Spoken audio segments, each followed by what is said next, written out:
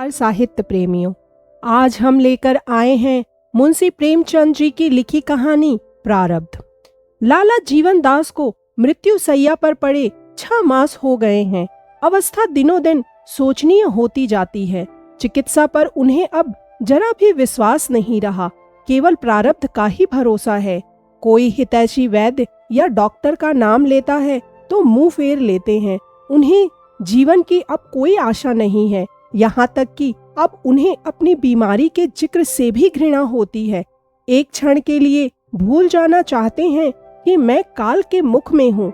एक क्षण के लिए इस दुस्साध्य चिंता भार को सिर से फेंक कर स्वाधीनता से सांस लेने के लिए उनका चित्त लालायित हो जाता है। उन्हें राजनीति से भी कभी रुचि नहीं रही, अपनी व्यक्तिगत चिंताओं ही में लीन रहते, लेकिन अब उन्हें राजनीतिक विषयों से विशेष प्रेम हो गया है। अपनी बीमारी की चर्चा के अतिरिक्त वह प्रत्येक विषय को शौक से सुनते हैं, किंतु ज्यों ही किसी ने सहानुभूति से किसी औषधि का नाम लिया कि उनकी त्योरी बदल जाती है। अंधकार में विलाप ध्वनि इतनी आशाजनक नहीं होती जितनी प्रकाश की एक झलक। यह यथार्थवादी पुरुष थे।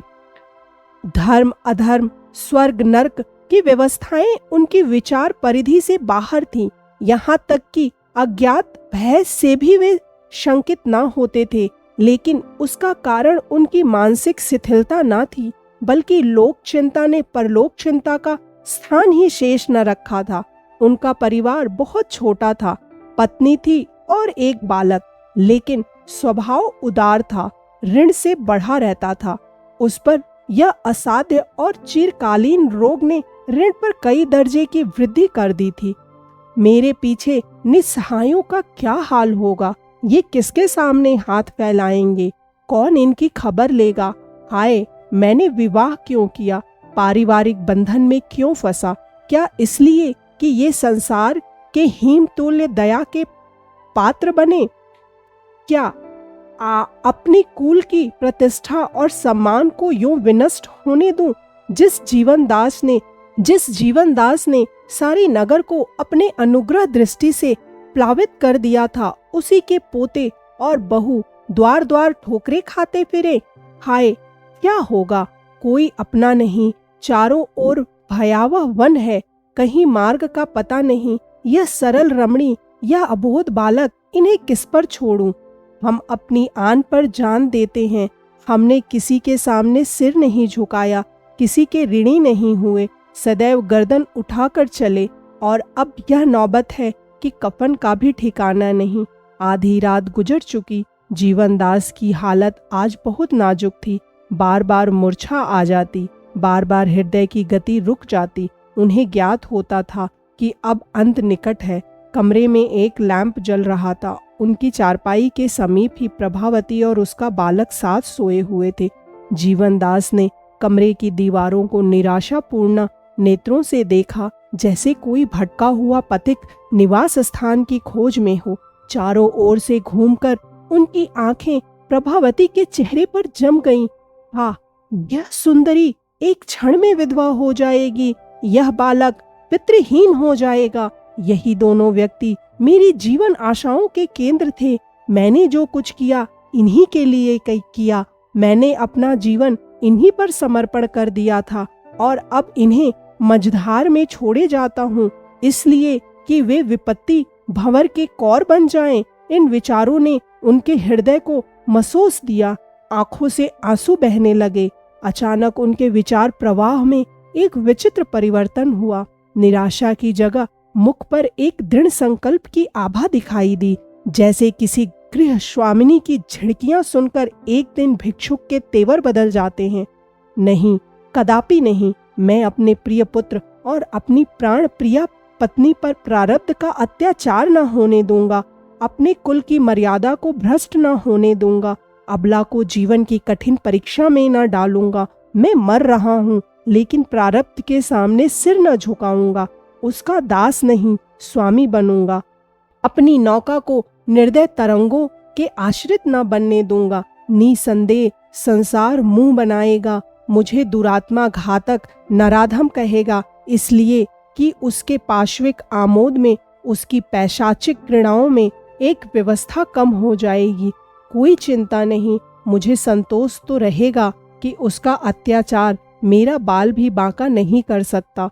उसकी अनर्थ लीला से मैं सुरक्षित हूँ। जीवनदास के मुख पर वर्णहीन संकल्प अंकित था। वह संकल्प जो आत्महत्या का सूचक है। वह बिछौने से उठे, मगर हाथ पांव थर-थर कांप रहे थे। कमरे की प्रत्येक वस्तु उन्हें आंखें फाड़ फाड़ कर देखती हुई जान पड़ती थी। अलमारी के शीशे में अपनी परछाई दिखाई दी। चौंक पड़े, वह कौन? ख्याल आ गया, यह तो अपनी छाया है। उन्होंने अलमारी से एक चमचा और एक प्याला निकाला। प्याले में वह जहरीली दवा थी जो डॉक्टर ने उनकी छाती पर मलने के लिए दी थी। प्याले को हाथ में लिए चारों ओर सहमी हुई दृष्टि से ताकते हुए वह प्रभावती के सिराने आकर खड़े हो गए। हृदय पर करुणा का आवेग हुआ। आह, इन प्यारों को क्या मेरे ही हाथों मरना लिखा था? मैं ही इनका यमदूत बनूंगा। यह अपने ही कर्मों का फल है। मैं आंखें बंद करके वैवाहिक जीवन में फंसा। इन भावी आपदाओं की ओर क्यों मेरा ध्यान न गया? मैं उस समय ऐसा हर्षित और प्रफुल्लित था, मानो जीवन एक अनादि सुख स्वर है, एक एक सुधा में आनंद सरोवर। यह इसी अदूरदर्शिता का परिणाम है। आज मैं यह दुर्दीन देख रहा हूँ। हठात उनके पैरों में कंपन हुआ, आंखों में अंधेरा छा गया, नाड़ी की गति बंद होने लगी। वे करुणामयी भावनाएं मिट गईं। शंका हुई, कौन जाने यही दौरा जीवन का अंत ना हो। वह संभल कर उठे और प्याले से दवा का एक चम्मच निकालकर प्रभावती के मुंह में डाल दिया। उसने नींद में दो एक बार मुंह डुलाकर करवट बदल ली। तब उन्होंने लखनदास का मुंह खोलकर उसमें भी एक चम्मच भर दवा डाल दी और प्याले को जमीन पर पटक दिया। पर हा, मानव परवस्था, हा प्रबल भावी, भाग्य की विषम कृणा अब भी उनसे चाल चल रही थी। प्याले में विष न था, वह टॉनिक था जो डॉक्टर ने उनका बल बढ़ाने के लिए दिया था। प्याले को रखते ही उनके कांपते हुए पैर स्थिर हो गए। मूर्छा के सब लक्षण जाते रहे। चित्त पर भय का प्रकोप हुआ। वह कमरे में एक क्षण भी न ठहर सके। हत्या प्रकाश का भय हत्या कर्म से भी कहीं दारुण था। उन्हें दंड की चिंता न थी, पर निंदा और तिरस्कार से बचना चाहते थे। वह घर से इस तरह बाहर निकले जैसे किसी ने उन्हें ढकेल दिया हो। उनके अंगों में कभी इतनी स्फूर्ति न थी। घर सड़क पर था। द्वार पर एक तांगा मिला, उस पर जा बैठे। नाड़ियों में विद्युत शक्ति दौड़ रही थी। तांगे वाले ने पूछा, कहाँ चलूं? जीवनदास, जहाँ चाहो। तांगे वाला, स्टेशन चलूं? जीवनदास, वहीं सही। तांगे वाला, छोटी लैन चलूं या बड़ी लैन? जीवनदास, जहाँ गाड़ी जल्दी मिल जाए। तांगे वाले ने उन्हें कौतूहल से देखा, परिचित था। बोला, आपकी तबीयत अच्छी नहीं है, क्या और कोई साथ न जाएगा? जीवनदास ने जवाब दिया, नहीं, मैं अकेला ही जाऊंगा। तांगे वाला, आप कहाँ जाना चाहते हैं? जीवनदास, बहुत बातें ना करो, यहाँ से जल्दी चलो। तांगे वाले ने घोड़े को चाबुक लगाया और स्टेशन की ओर चला। जीवनदास वहां पहुंचते ही तांगे से कूद पड़े और स्टेशन के अंदर चले। तांगे वाले ने कहा, पैसे? जीवनदास को अब ज्ञात हुआ कि मैं घर से कुछ नहीं लेकर चला, यहाँ तक कि शरीर पर वस्त्र भी ना थे। बोले, पैसे फिर मिलेंगे। तांगे वाला, आप न जाने कब लौटेंगे। जीवनदास, मेरा जूता नया है, ले लो। तांगे वाले का आश्चर्य और भी बढ़ा। समझा इन्होंने शराब पी है, अपने आपे में नहीं है। चुपके से जूते लिए और चलता हुआ। गाड़ी के आने में अभी घंटों की देर थी। जीवनदास प्लेटफॉर्म पर जाकर टहलने लगे। धीरे धीरे उनकी गति तीव्र होने लगी, मानो कोई उनका पीछा कर रहा है। उन्हें इसकी बिल्कुल चिंता न थी कि मैं खाली हाथ हूँ। जाड़े के दिन थे, लोग सर्दी के मारे अकड़े जाते थे, किंतु उन्हें ओढ़ने बिछौने की भी सुधि न थी। उनकी चैतन्य शक्ति नष्ट हो गई थी। केवल अपने दुष्कर्म का ज्ञान जीवित था। ऐसी शंका होती थी कि प्रभावती मेरे पीछे दौड़ी चली आती है। कभी भ्रम होता कि लखनदास भागता हुआ आ रहा है, कभी पड़ोसियों के धर पकड़ की आवाज कानों में आती थी। उनकी कल्पना प्रतिक्षण उत्तेजित होती जाती थी, यहाँ तक कि वह प्राण भय से माल के बोरों के बीच में जा छिपे एक एक मिनट पर चौंक पड़ते थे और सशंक नेत्रों से इधर उधर देखकर फिर छिप जाते थे। उन्हें अब यह भी स्मरण न रहा कि मैं यहाँ क्या करने आया हूँ, केवल अपनी प्राण रक्षा का ज्ञान शेष था। घंटियां बजीं, मुसाफिरों के झुंड आने लगे। कुलियों की बकझक, मुसाफिरों की चीख और पुकार, आने जाने वाले इंजनों की धक धक से हाहाकार मचा हुआ था। किंतु जीवनदास उन बोरों के बीच में इस तरह पैंतरे बदल रहे थे मानो वे चैतन्य होकर उन्हें घेरना चाहते हैं। निदान गाड़ी स्टेशन पर आकर खड़ी हो गई। जीवनदास संभल गए, स्मृति जागृत हो गई, लपक कर बोरों में से निकले और एक कमरे में जा बैठे। इतने में गाड़ी के द्वार पर खटखट की ध्वनि सुनाई दी। जीवनदास ने चौंक कर देखा, टिकट का निरीक्षक खड़ा था। उनकी अचेता अवस्था भंग हो गई। वह कौन सा नशा है जो मार के आगे भाग न जाए? व्याधि की शंका संज्ञा को जागृत कर देती है। उन्होंने शीघ्रता से जल गृह खोला और उसमें घुस गए। निरीक्षक ने पूछा, और कोई नहीं? मुसाफिरों ने एक स्वर से कहा, अब कोई नहीं है। जनता को अधिकारी वर्ग से एक नैसर्गिक द्वेष था। गाड़ी चली तो जीवनदास बाहर निकले। यात्रियों ने एक प्रचंड हास्य ध्वनि से उनका स्वागत किया। यह देहरादून मेल था। रास्ते भर जीवनदास कल्पनाओं में मग्न रहे। हरिद्वार पहुंचे तो उनकी मानसिक अशांति बहुत कुछ कम हो गई थी। एक क्षेत्र से कंबल लाए, भोजन किया और वहीं पड़ रहे। अनुग्रह के कच्चे धागे को वह लोहे की बेड़ी समझते थे, पर दुर्वस्था ने आत्म गौरव का नाश कर दिया था। इस भांति कई दिन बीत गए, किंतु मौके का तो कहना ही क्या। वह व्याधि भी शांत होने लगी जिसने जीवन से निराश कर दिया था। उनकी शक्ति दिनों दिन बढ़ने लगी। मुख की कांति प्रदीप्त होने लगी। वायु का प्रकोप शांत हो गया, मानो दो प्रिय प्राणियों के बलिदान ने मृत्यु को तृप्त कर दिया था। जीवनदास को यह रोग निवृत्ति उस दारुण रोग से भी अधिक दुखदायी प्रतीत होती थी। वे अब मृत्यु आवाहन करते, ईश्वर से प्रार्थना करते कि फिर उसी जीर्णावस्था का दुरागम हो। नाना प्रकार के कुपथ्य करते, किंतु कोई प्रयत्न सफल न होता। उन बलिदानों ने वास्तव में यमराज को संतुष्ट कर दिया था। अब उन्हें चिंता होने लगी, क्या मैं वास्तव में जिंदा रहूंगा? लक्षण ऐसे ही दिख पड़ते थे। नित्य प्रति यह शंका प्रबल होती जाती थी। उन्होंने प्रारब्ध को अपने पैरों पर झुकाना चाहा था, पर अब स्वयं उसके पैरों की रज चाट रहे थे। उन्हें बार बार अपने ऊपर क्रोध आता। कभी व्यग्र होकर उठते कि जीवन का अंत कर दूं, तकदीर को दिखा दूं कि मैं अब भी उसे कुचल सकता हूं। किंतु उसके हाथों विकट यंत्रणा भोगने के बाद उन्हें भय होता था कि कहीं इससे भी जटिल समस्या न उपस्थित हो जाए, क्योंकि उन्हें उसकी शक्ति का कुछ कुछ अनुमान हो गया था।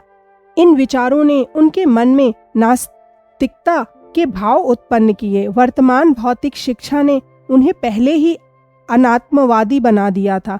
अब उन्हें समस्त प्रकृति अनर्थ और अधर्म के रंग में डूबी हुई मालूम होने लगी। यहाँ न्याय नहीं, दया नहीं, सत्य नहीं। असंभव है कि यह सृष्टि किसी कृपालु शक्ति के अधीन हो और उसके ज्ञान में नित्य ऐसे विभत्स, ऐसे भीषण अभिनय होते रहें। वह न दयालु है, न वत्सल है, वह सर्वज्ञानी और अंतर्यामी भी नहीं। निसंदेह वह एक विनाशिनी, वक्र और विकारमयी शक्ति है। सांसारिक प्राणियों ने उसकी अनिष्ट क्रीड़ा से भयभीत होकर उसे सत्य का सागर, दया और धर्म का भंडार, प्रकाश और ज्ञान का स्रोत बना दिया है। यह हमारा दीन विलाप है, अपनी दुर्बलता का अश्रुपात। इसी शक्तिहीनता को, इसी निसहायता को हम उपासना और आराधना कहते हैं और उस पर गर्व करते हैं। दार्शनिकों का कथन है कि यह प्रकृति अटल नियमों के अधीन है। यह भी उनकी श्रद्धालुता है। नियम जड़ अचैतन्य होते, हाँ, उनमें कपट के भाव कहाँ। इन नियमों का संचालक इस इंद्रजाल का मदारी अवश्य है, यह स्पष्ट है, किंतु वह प्राणी देवता नहीं, पिशाच है। इन भावों ने स्नेह क्रियात्मक रूप धारण किया। सद्भक्ति हमें ऊपर ले जाती है, असद्भक्ति हमें नीचे गिराती है। जीवनदास की नौका का लंगर उखड़ गया। अब उसका ना कोई लक्ष्य था और ना कोई आधार। तरंगों में डांवाडोल होती रही। 15 वर्ष बीत गए। जीवनदास का जीवन आनंद और विलास में कटता था। रमणीक निवास स्थान था, सवरियां थी, नौकर चाकर थे, नित्य राग रंग होता रहता था। अब इंद्रिय लिप्सा उनका धर्म था, वासना तृप्ति उनका जीवन तत्व। वे विचार और विवेक के बंधनों से मुक्त हो गए थे। नीति और अनीति का ज्ञान लुप्त हो गया था। साधनों की भी कमी नहीं थी। बंधे बैल और खुले सांड में बड़ा अंतर है। एक रातिब पाकर भी दुर्बल है, दूसरा घास पात ही खाकर मस्त हो रहा है। स्वाधीनता बड़ी पोषक वस्तु है। जीवनदास को अब अपनी स्त्री और बालक की याद न सताती थी। भूत और भविष्य का उनके हृदय पर कोई चिन्ह न था। उनकी निगाह केवल वर्तमान पर रहती थी। वह धर्म को अधर्म समझते थे और अधर्म को धर्म। उन्हें सृष्टि का यह मूल तत्व प्रतीत होता था। उनका जीवन स्वयं इसी दुर्नीति का उज्जवल प्रमाण था। आत्मबंधन को तोड़कर वे जितने उत्सित हुए, वहां तक उन बंधनों में पड़े हुए उनकी दृष्टि भी न पहुंच सकती थी। जिधर आंख उठती अधर्म का साम्राज्य दिख पड़ता था। यही सफल जीवन का मंत्र था। स्वेच्छाचारी हवा में उड़ते हैं, धर्म के सेवक एड़ियां रगड़ते हैं। व्यापार और राजनीति के भवन, ज्ञान और भक्ति के मंदिर, साहित्य और काव्य की रंगशाला, प्रेम और अनुराग मंडलियां सब इसी दीपक से आलोकित हो रही हैं। ऐसी विराट ज्योति की आराधना क्यों ना की जाए। गर्मी के दिन थे, संध्या का समय। हरिद्वार के रेलवे स्टेशन पर यात्रियों की भीड़ थी। जीवनदास एक गेरुए रंग की रेशमी चादर गले में डाले, सुनहरा चश्मा लगाए, दिव्य ज्ञान की मूर्ति बने हुए अपने सहचरों के साथ प्लेटफॉर्म पर टहल रहे थे। उनकी भेदक दृष्टि यात्रियों पर लगी हुई थी। अचानक उन्हें दूसरे दर्जे के कमरे में एक शिकार दिखाई दिया। यह एक रूपवान युवक था। चेहरे से प्रतिभा झलक रही थी। उसकी घड़ी की जंजीर सुनहरी थी। तंजेब की अचकन के बटन भी सोने के थे। जिस प्रकार बधिक की दृष्टि पशु के मांस और चर्म पर रहती है, उसी प्रकार जीवनदास की दृष्टि में मनुष्य एक भोग्य पदार्थ था। उनके अनुमान ने आश्चर्यजनक कुशलता प्राप्त कर ली थी और उससे कभी भूल न होती थी। वह युवक अवश्य कोई रईस है, सरल और गौरवशील भी है, अतएव सुगमता से जाल में फंस जाएगा। उस पर अपनी सिद्धता का सिक्का बिठाना चाहिए। उसकी सरल हृदयता पर निशाना मारना चाहिए। मैं गुरु बनूं, यह दोनों मेरे शिष्य बन जाएं। छल की घातें चलें। मेरी अपार विद्वता, अलौकिक कीर्ति और अगाध वैराग्य का मधुर गान हो। डंबरों के दाने बिखेर दिए जाएं और मृग पर फंदा डाल दिया जाए। यह निश्चय करके जीवनदास कमरे में दाखिल हुए। युवक ने उनकी ओर गौर से देखा, जैसे अपने भूले हुए मित्र को पहचानने की चेष्टा कर रहा हो। अब अधीर होकर बोला, महात्मा जी, आपका स्थान कहाँ है? जीवनदास प्रसन्न होकर बोला, बच्चा, संतों का स्थान कहाँ, समस्त संसार हमारा स्थान है। युवक ने पूछा, आपका शुभ नाम लाला जीवनदास तो नहीं है? जीवनदास चौंक पड़े। छाती बल्लियों उछलने लगी, चेहरे पर हवाइयां उड़ने लगी। कहीं यह खुफिया पुलिस का कर्मचारी तो नहीं? कुछ निश्चय ना कर सके। क्या उत्तर दूं? गुमसुम हो गए। युवक ने असमंजस में पड़े देखकर कहा, मेरी यह दृष्टता क्षमा कीजिए। मैंने यह बात इसलिए पूछी कि आपका श्रीमुख मेरे पिताजी से बहुत मिलता है। वे बहुत दिनों से गायब हैं। लोग कहते हैं सन्यासी हो गए। बरसों से उन्हीं की तलाश में मारा फिर रहा हूँ। जिस प्रकार क्षितिज पर मेघ राशि चढ़ती है और क्षण मात्र में संपूर्ण वायुमंडल को घेर लेती है, उसी प्रकार जीवनदास को अपने हृदय में पूर्ण स्मृतियों की एक लहर सी उठती हुई मालूम हुई। गला फंस गया और आंखों के सामने प्रत्येक वस्तु तैरती हुई जान पड़ने लगी। युवक की ओर सचेष्ट नेत्रों से देखा। स्मृति सजग हो गई। उसके गले से लिपट कर बोले, लखू। लखनदास उनके पैरों पर गिर पड़े। मैंने बिल्कुल नहीं पहचाना। एक युग हो गया। आधी रात गुजर चुकी थी। लखनदास सो रहा था और जीवनदास खिड़की से सिर निकाले विचारों में मग्न थे। प्रारब्ध का एक नया अभिनय उनके नेत्रों के सामने था। वह धारणा जो अतीत काल से उनकी पथ प्रदर्शक बनी हुई थी, हिल गई। मुझे अहंकार ने कितना विवेकहीन बना दिया था। समझता था मैं ही सृष्टि का संचालक हूँ। मेरे मरने पर परिवार का पतन हो जाएगा। पर मेरी यह दुश्चिंता कितनी मिथ्या निकली। जिन्हें मैंने विष दिया वे आज जीवित हैं, सुखी हैं और संपत्तिशाली हैं।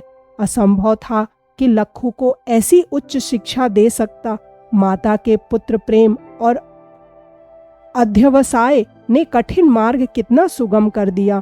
मैं उसे इतना सचरित्र, इतना दृढ़ संकल्प, इतना कर्तव्यशील कभी न बना सकता। यह स्वावलंबन का फल है। मेरा विष उसके लिए अमृत हो गया।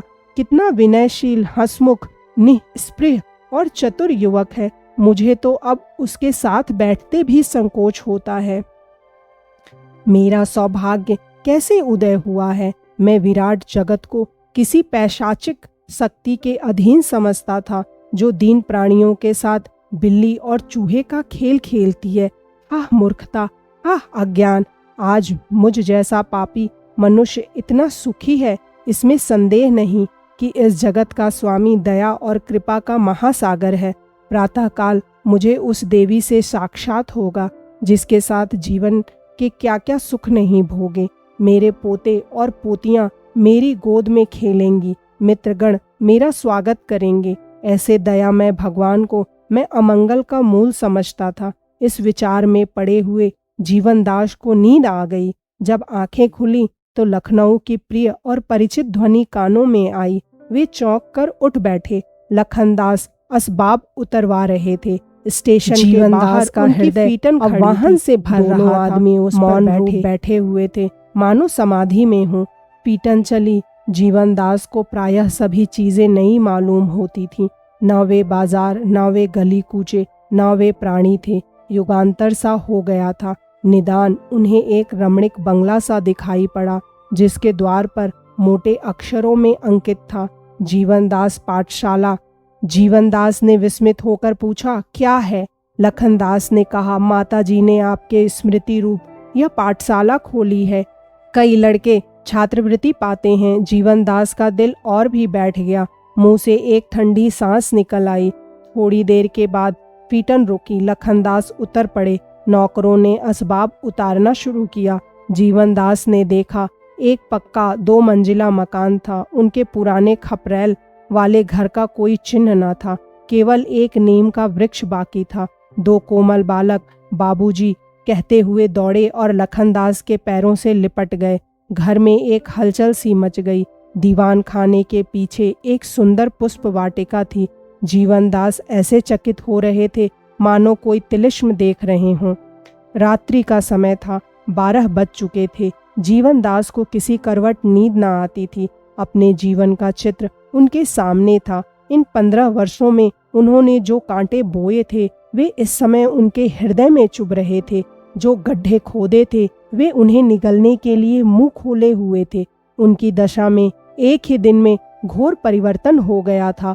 अब भक्ति और अविश्वास की जगह विश्वास का अभ्युदय हो गया था, और यह विश्वास केवल मानसिक न था वरन प्रत्यक्ष था। ईश्वरीय न्याय का भय एक भयंकर मूर्ति के सदृश उनके सामने खड़ा था। उससे बचने की अब उन्हें कोई युक्ति नजर न आती थी। अब तक उनकी स्थिति उस आग की चिंगारी के समान थी जो किसी मरुभूमि पर पड़ी हुई थी। उससे हानि की कोई शंका न थी, लेकिन आज वह चिंगारी एक खलिहान के पास पड़ी हुई थी। मालूम नहीं कब वह प्रज्वलित होकर खलिहान को भस्मीभूत कर दे। ज्यों-ज्यों रात गुजरती थी यह भय ग्लानि का रूप धारण करता जाता था। आह शोक, मैं इस योग्य भी नहीं कि इस साक्षात क्षमा दया को अपना कलुषित मुंह दिखाऊं। उसने मुझ पर सदैव करुणा और वात्सल्य की दृष्टि रखी और यह शुभ दिन दिखाया। मेरी कालिमा उसकी उज्जवल कृति पर एक काला दाग है। मेरी कलुषता क्या इस मंगल चित्र को कलुषित न कर देगी? मेरी पापाग्नि के स्पर्श से क्या हरा भरा उद्यान मटिया मेट न हो जाएगा? मेरी अपकृति कभी न कभी प्रकट होकर इस कुल की मर्यादा और सम्मान को नष्ट न कर देगी? मेरे जीवन में अब किसको सुख है? कदाचित भगवान ने मुझे लज्जित करने के लिए, मुझे अपनी तुच्छता से अवगत कराने के लिए, मेरे गले में अनुताप की फांसी डालने के लिए यह अद्भुत लीला दिखाई है। हाँ, इसी कुल की मर्यादा रक्षा के लिए भीषण हत्याएं की थीं। क्या अब जीवित रहकर इसकी वह दुर्दशा कर दूं जो मरकर भी न कर सका? मेरे हाथ खून से लाल हो रहे हैं। परमात्मन, वह खून रंग ना लाए। यह हृदय पापों के कीटाणुओं से जर्जर हो रहा है।